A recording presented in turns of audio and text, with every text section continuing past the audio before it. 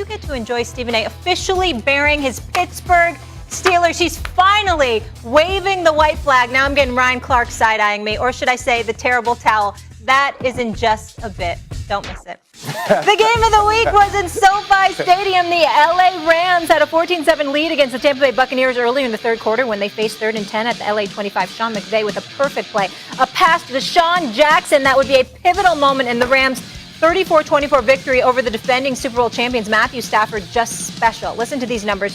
343 yards and 4 TDs. Ryan Clark is still here. RC, are the Rams now the NFC favorites? Oh, the Rams are the NFL favorite. The Rams are the best team in the entire league. And what Sean McVay knew was they had everything they needed, every piece they needed but a quarterback. And that's why you give up the former #1 overall pick. That's why you give up additional first-round draft picks, because you wanted to stand on your sideline and look at your guy and say, you know what, no matter who we're playing, number 9 is as good as the other dude on the other side of the field or better. And yesterday he was better than Tom Brady. And they talked about the excitement that Sean McVay had at the end of the first half. Now, part of it was the fact that he's like 39-0 when leading at halftime. But the other part was that he understood, I got my guy.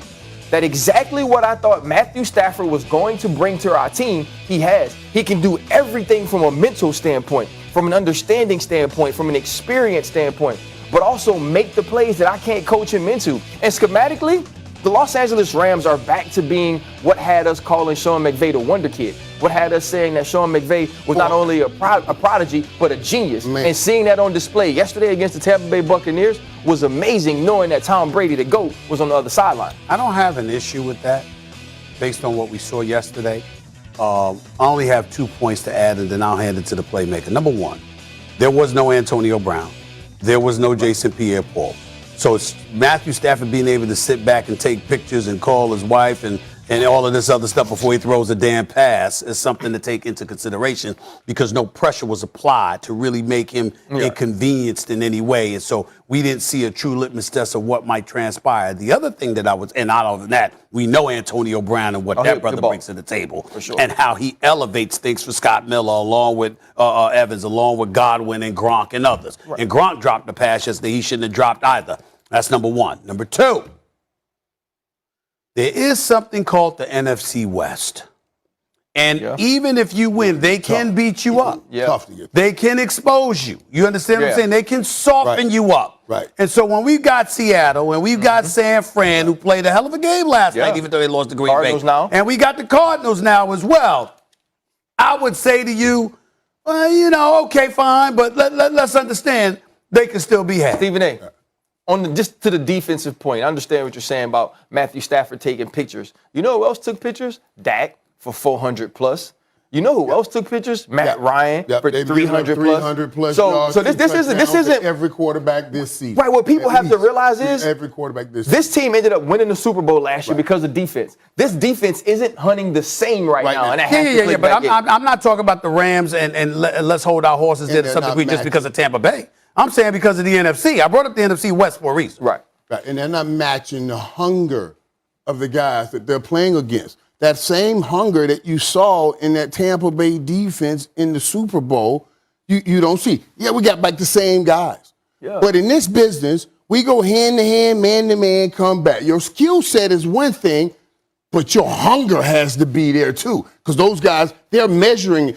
You walked in the SoFi, they were ready to see if they were a championship team by you. I know. I've gone through that repeat process. I watch guys on film and say, oh, I'm about to kill this joker, and get in the game and say, who is this joker in this jersey? Because that ain't the dude I saw on film, but he was playing for a measuring stick. They're not answering that bell. And the thing is, but I'm still leaving them. I'm still leaving them as the favorite right now to win the NFC, because I know when the time comes, they will raise that stake. They're trying to get through the playoffs. That's what teams do. But you do the regular season until they get to the playoffs. You also have to remember, the only person on this team or the guy on this team that's been through that multiple times is Tom Brady. Right. The rest of this team hasn't. The rest of this team can't just sit around and say we can turn it on whenever we want to in the Tampa Bay Buccaneers. They have to understand that they will be the litmus test for all contenders. Let's look for it, right? See, now you're saying they don't need to turn it on. They've scored 30-plus points in 9 consecutive games. So they've been turning it on. They just got trapped. That's the by side their of team that's the side of the yesterday. ball that Tom Brady plays on. I understand that Tom Brady is going to execute, but they didn't win the Super Bowl because of Tom Brady. Tom Brady wasn't great down the stretch. No doubt. It was And they this got time. defense stepping up and playing. This defense has to get back to doing that. Who do you trust more to get back to the Super Bowl with the Chiefs and Bucks both losing? Tampa Bay, because they got Tom Brady. Absolutely. Yeah.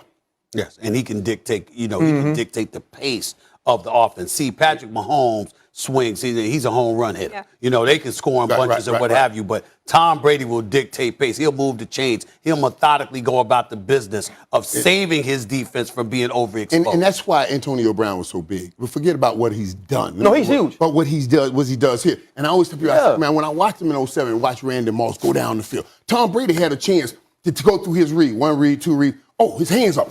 So he can play meticulously down the field, matriculate the ball, but he always had that home run shot. And Antonio Brown, I watch, he's doing his own thing over there sometimes. and he just does, and then he goes and it's dangerous. He did it to Anthony Brown a couple times in that Cowboys game. That's a dangerous thing. And you also got to realize when you have him, you have 4 number 1 receivers if you count Where was Rob Ramsey Gronkowski. going then? And that's the other thing. Who plays who at that point? Right, and that You know what's going to be fun? Even seeing though the Evans Cardinals still at had the 100 Rams on yards Sunday. yesterday. What'd you say? I said what's going to be fun seeing the Cardinals at the Rams on Sunday. Yeah, absolutely. It'll be a good matchup. Which of the 2 New York teams is in a worse spot? What the heck, Stephen A? At least the Nets are good.